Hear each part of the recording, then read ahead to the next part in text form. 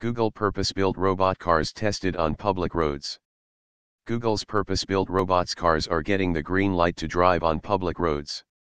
This summer some of the self-driving cars will be tested on the roads around Mountain View, California, where the search giant is based.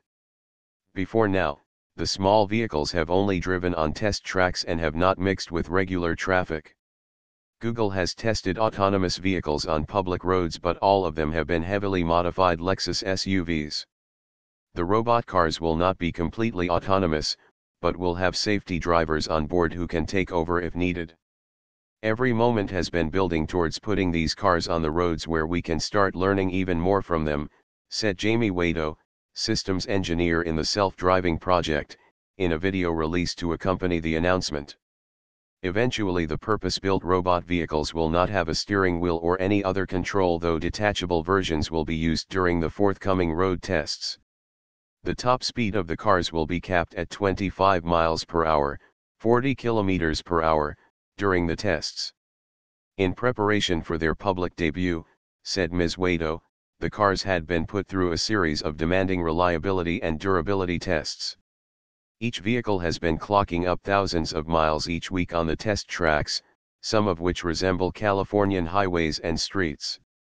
Mixing with real-life traffic will help Google engineers refine the onboard software to cope with many situations the cars have not encountered during testing, said project head Chris Urmson in a blog post.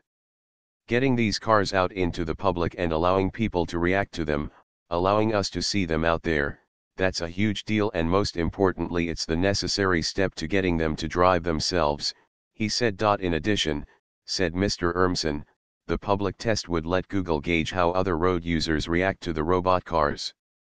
Figures released earlier this week show that 4 out of the 48 self-driving cars tested on public roads in California have been involved in accidents in the last 8 months.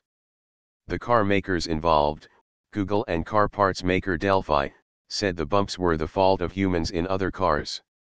The Google cars involved in these earlier tests are modified Lexus SUVs rather than the purpose-built robot cars.